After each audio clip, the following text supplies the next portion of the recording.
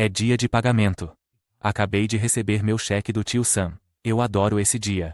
É o meu dia favorito do mês, nada supera o cheiro de dólares americanos no vinhos. Tem havido algumas críticas nos EUs sobre o dinheiro que a América nos envia, e como judeu israelense, pensei em contar para vocês em primeira mão o que fazemos com todo o dinheiro que vocês nos mandam. Então, o que fazemos com todo esse dinheiro? Metade vai para as nossas férias anuais, você sabe. Morar em Israel realmente exige uma pausa, e a outra metade vai para subornar membros do Congresso. Não é tão caro suborná-los, mas é que são tantos. Pessoalmente, eu sou responsável por subornar os representantes de Wisconsin. Coloco alguns milhares de dólares em um envelope, escrevo Feliz Aniversário ou algo assim. E quando me encontro com eles, é muito importante deslizar o envelope por baixo da mesa. É isso que Candace Owens ou Tucker Carlson poderiam dizer que fazemos com o dinheiro. Mas agora, vamos falar sério. Sim, os Estados Unidos dão muito dinheiro para Israel, cerca de 3,5 bilhões de dólares por ano através do Programa de Financiamento Militar Estrangeiro, FMF. Mas, e esse é um grande mas, Israel é obrigado a usar 75% desse dinheiro para comprar equipamentos militares fabricados nos Estados Unidos, e até 2028, essa porcentagem chegará a 100%. Então, na realidade, a ajuda dos Electroites a Israel é, em grande parte, um subsídio para a indústria armamentista americana. E digo isso sem nenhuma crítica, em um mundo perfeito não haveria necessidade de uma indústria de armas, mas no nosso mundo, fico feliz que os EUASIA tenham uma das melhores. É também aqui que a cooperação estratégica entre Israel e os Estados Unidos se torna muito visível. Pegue uma das aeronaves mais icônicas, e se me permitem dizer, bonitas, das últimas décadas. O F-15. 75% de todas as baixas inimigas feitas por F-15S foram realizadas por pilotos israelenses. E seu irmão mais novo, o F-16, 50% de todas as baixas foram feitas por pilotos israelenses. Por que isso importa? Quando você projeta um produto, acha que ele vai funcionar bem. Mas você realmente não sabe até que ele seja testado em campo. Israel serve como um laboratório de testes do mundo real para muitas tecnologias militares, aviões, tanques, sistemas de defesa, o que você imaginar. Infelizmente, nossos vizinhos ainda rejeitam a ideia de um Estado judeu e continuam a nos atacar, o que significa que acabamos testando essas tecnologias em condições reais de combate. E quando Israel testa e funciona, outros exércitos querem comprar. Mas Israel não apenas testa esses sistemas, também os desenvolve. É por isso que tantas empresas de tecnologia do CDIMOLAS, empresas, tenham centros de P&D em Israel. Somos o segundo país com mais startups, atrás apenas dos SAIWA, e isso, a inovação também se reflete na tecnologia militar. Domo de Ferro, Funda de Davi e outros sistemas são fruto de um desenvolvimento conjunto entre EUA e Israel que beneficia ambos os países.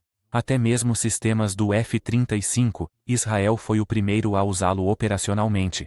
Foram aprimorados com base no feedback israelense, e agora são usados pelas Forças Armadas dos Estados EUA. Em 1982, o secretário de Estado dos Estados Unidos, Alexander Haig, disse: Israel é o maior porta-aviões americano do mundo que não pode ser afundado, não transporta nenhum único soldado americano e está localizado em uma região crítica para a segurança nacional dos Estados. Outra área em que Israel ajuda os EUA é fornecendo acesso à tecnologia inimiga. Israel enfrenta em combate armamentos avançados russos e iranianos, e a inteligência. As informações coletadas são compartilhadas diretamente com os Ucranianos.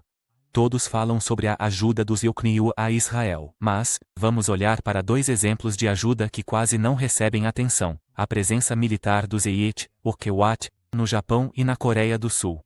Esses países abrigam tropas americanas, o que Israel não faz. E o custo anual da presença militar americana no Japão e na Coreia é o dobro da ajuda enviada a Israel, cerca de 8 bilhões de dólares. Nunca ouvi nenhuma crítica sobre isso. Outro exemplo é a ajuda dos Estados Unidos ao Egito e à Jordânia. Juntos, Egito e Jordânia recebem cerca de 3 bilhões em ajuda, assim como Israel. Mas ao contrário de Israel, grande parte dessa ajuda não é militar e não retorna para a economia dos Estados, especialmente no caso da Jordânia. A AOC criticou a ajuda militar a Israel, mas não ouvi ela dizer uma palavra sobre o apoio dos Equalix-UA para o Egito. E como feminista da esquerda progressista, você pensaria que ela ficaria horrorizada com o fato de que 80% das mulheres egípcias sofrem de... Você sabe do que estou falando. Mas aparentemente, os direitos humanos só importam para os progressistas quando o vilão é um homem branco. Claro, há críticas legítimas à ajuda, até mesmo em Israel. Ela cria dependência excessiva, prejudica a indústria de defesa doméstica de Israel, aumenta a vulnerabilidade à pressão política dos IUA. Isso incentiva uma corrida armamentista. Quanto mais os IUA dão para Israel, mais eles dão para os países árabes, e talvez, mais importante, não pega bem. Agora estamos vendo como essa ajuda é usada como arma em campanhas de opinião pública contra Israel. Até o Netanyahu já falou no passado sobre a necessidade de eliminá-la gradualmente. Eu não sou um especialista militar. Só um agente de baixo escalão do Mossad disfarçado de guia turístico. Mas aqui está o que eu sei. Se você tirar todo o barulho, prós, contras, política, F-15. A aliança entre os Eufasa e Israel não se baseia em dinheiro. Ela se baseia em valores compartilhados, em democracia, liberdade, e nos princípios do Ocidente. E são esses valores que tornam essa aliança tão forte. Toda vez que eu digo que Israel ou os Ebrumuara são democracias, sempre tem alguém nos comentários escrevendo: Israel não é uma democracia. Tente viver em um país realmente não democrático.